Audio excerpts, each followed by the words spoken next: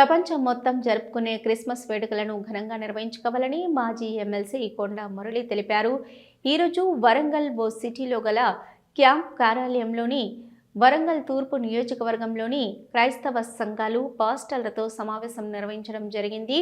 ఈ సందర్భంగా మాజీ ఎమ్మెల్సీ కొండా మురళి గారు మాట్లాడుతూ క్రిస్మస్ పర్వదినాన్ని ప్రతి ఒక్కరూ వైభవంగా జరుపుకోవాలని, క్రీస్తు జననం శాంతికి నిదర్శనమని ఈ సందర్భంగా తెలిపారు. వరంగల్ తూర్పు నియోజకవర్గంలోని పాస్టర్లందరికీ తమ సొంత ఖర్చులతో వారి అవసరాలు తీర్చే విధంగా చర్యలు తీసుకుంటామని ఈ సందర్భంగా మాజీ ఎమ్మెల్సీ కొండా మురళి తెలిపారు. క్రైస్తవ సంక్షేమం కోసం తన వంతు పూర్తి సహకారం ఉంటుందని, ఏ ఆపద వచ్చినా అండగా ఉంటామని సందర్భంగా తెలిపారు.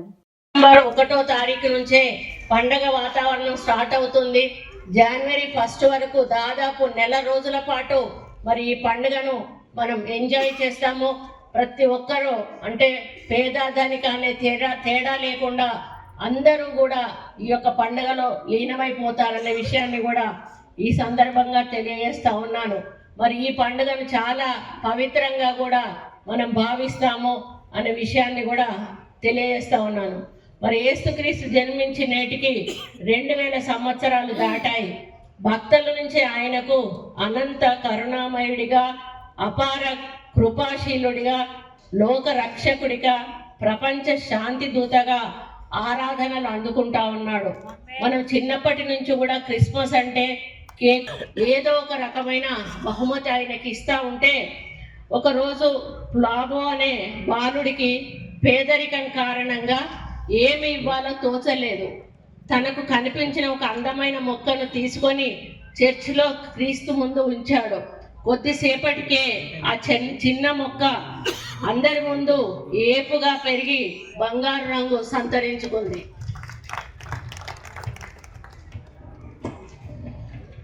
దీంతో అక్కడున్న వారంతా కానుకను సహృదయంతో ఇవ్వడమే కాకుండా ప్రధానమని వారందరూ కూడా తెలుసుకున్నారు. ఇప్పుడు మేము కూడా మా ఇళ్లలో పెట్టిన చెట్టును వాళ్ళు చాలా హ్యాపీగా ఫీల్ అయ్యి మాకు క్రీస్తు ఇచ్చాడు ఈ క్రిస్మస్ గిఫ్ట్స్ అని చెప్పి వాళ్ళు హ్యాపీగా ఆనందంగా వాటితో ఆడుకుంటారు.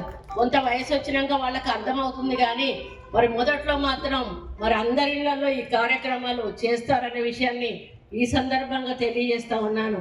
మరి ఎప్పుడైతే అప్పటి నుండి ఇప్పటి వరకు ఏటా క్రిస్మస్ చెట్టును అలంకరించడం ఇక మనకు ఆనవాయితీగా మారింది.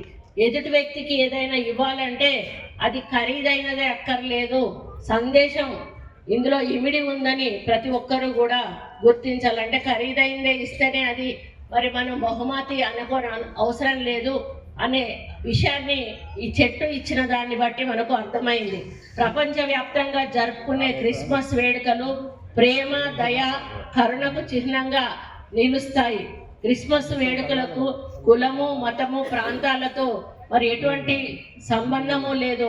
అందరూ కూడా మత సామరస్యాన్ని చాటుతూ ఈ పండుగ జరుపుకుంటారు.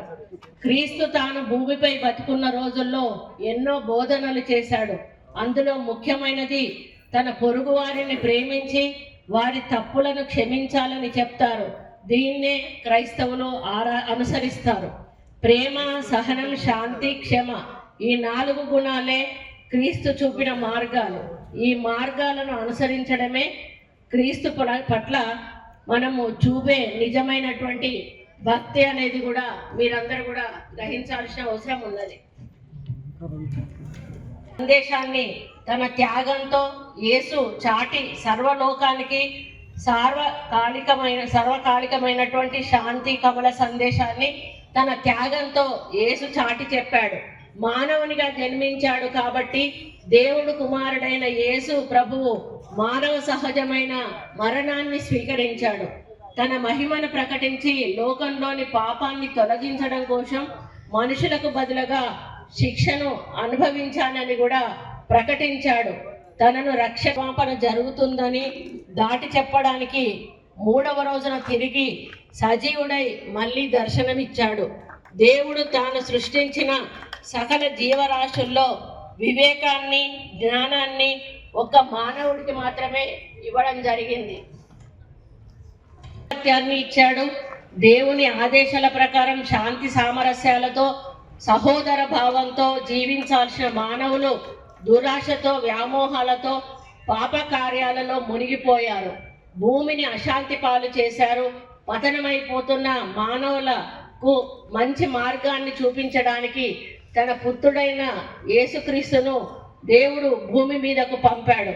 తన ప్రవర్తనతో ప్రబోధనలతో మానవాళికి దిశానిర్దేశం చేశాడు యేసు ప్రభు.